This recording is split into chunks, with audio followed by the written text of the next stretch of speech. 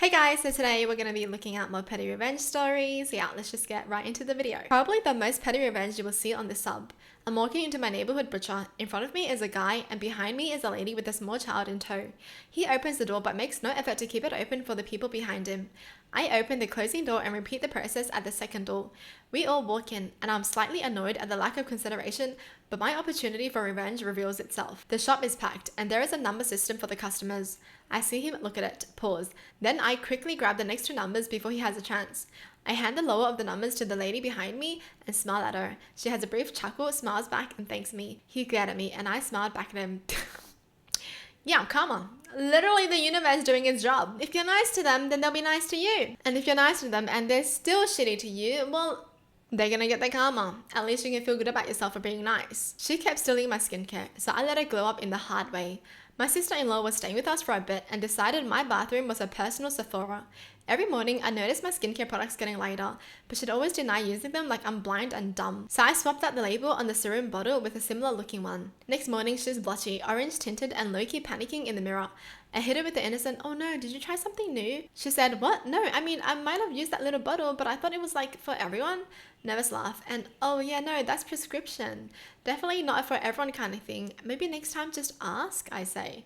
Then I walked out and let her sit with that. After that, she never touched my stuff again and suddenly respects the concept of personal property. I don't understand why some people think you can just use the things without asking. "Hey, would you mind if I just used a little bit of this? Hey, would you mind?" You know, like, how hard is it for some people to ask? Like, seriously, oh my gosh. Old lady wanted to be impatient, so I decided to be petty. This happened today. After going shopping at a local mall, my wife and I were putting our kids in the car as some lady was waiting for us to pull out so she could take the parking spot. As I'm putting my orders in the car, I was talking to him about what he wanted to do for lunch. During this conversation, the lady started getting agitated and beeping her horn at us. I didn't know she was even there to begin with, but I thought whatever. As I'm getting in the car, my wife told me that the lady must want our spot because her blinker is on. Meanwhile, she just keeps beeping, so I said, "Screw it, I'm leaving." As I tried to back out, she was too close to my car, so I couldn't put out of the spot. As I tried to move out, she kept closer to my car. I then tell my wife that I literally can't get out because of this lady. In this entire time span, about 5 minutes have passed.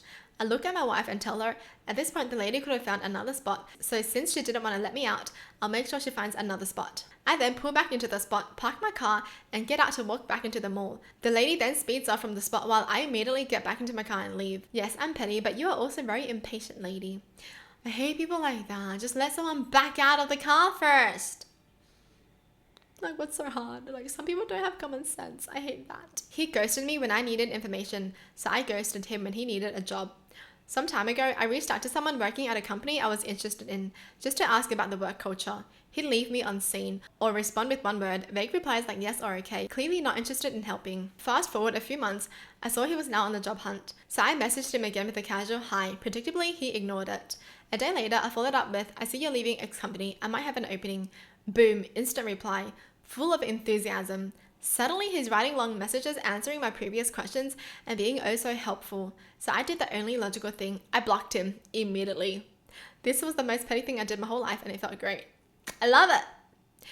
When you want help from someone and they don't give it to you, but they expect you to help them?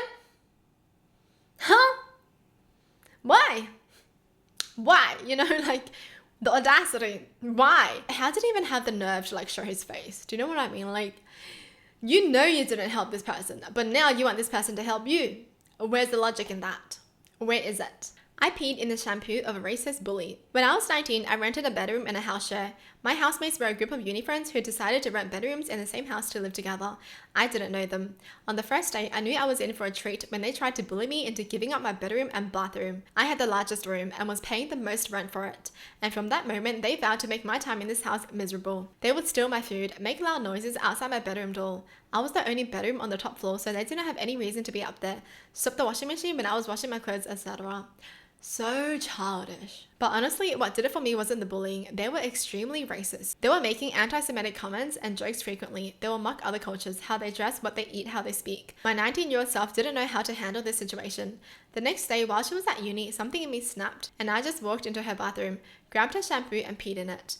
After that, every time she walked out of the bathroom with her wet hair, I took comfort in knowing she was now as disgusting on the outside as she was on the inside. And she wouldn't even know because she can't even smell it. Oh, nasty. She has pee-pee hair. They talked to me like I was incompetent. So I spice bombed their bagel. I used to work as a barista during the pandemic. One day, an elderly couple came in with a Gen X age daughter. It was difficult to hear the elderly couple because of the quieter voices, mask, plastic barriers, and coffee grinder that was next to me. The elderly couple started asking about pastries we didn't carry, but I was able to hear the older woman say peach, which I assumed meant she was asking for a fresh peach, which we didn't have either, but I said we have oranges and bananas if she wanted fruit. At that point, their daughter snaps at me with a very condescending tone, with, no, she's asking for a pie. You know a pie? Ever heard of a pie? They're shaped like this, mixed gesture of what the size of a pie would be, and have fruit fillings. Just because you're raising your voice does not mean you're gonna get your point across. Dumb dumb. Just like super rude and belittling, and my heart kind of drops because obviously it's not nice to be talked to like you're an idiot. So I just politely say, sorry, but I don't have that. Finally, they order the coffees, and the daughter had an avocado bagel, so I go into the back to make the bagel. As the daughter didn't look like the I enjoy spicy food type, once the bagel was toasted, I absolutely packed it with red chili flakes, put avocado on top of the layer of red chilies to hide them, added the other seasonings along with the regular amount of red chili flakes that are supposed to go on top of the avocado. A few weeks later, the same trio came in and the daughter got an avocado bagel again, this time without chili flakes. I want to clarify that for the avocado bagel, the menu listed all the ingredients: avocado, SMP, feta, red chili flakes. So if there's a risk of allergy to red chilies, she would have been aware of them being on the bagel. Also, it was only the daughter that got the bagel, not her parents. Well, she's like, why is this more spicy than usual? But anyways, there's no need to have an attitude when you're ordering food. You're hangry, but there's no need for that. You getting mad does not mean the line in front of you just disappears, you know what I mean? What's so hard about just talking normally? The fact that she literally had to like snap at someone requires so much more effort than to just be like, you know, she's asking for a pie. The fact that she had to be like, no, she's asking for a pie. Do you know what a pie is? It's a freaking pie.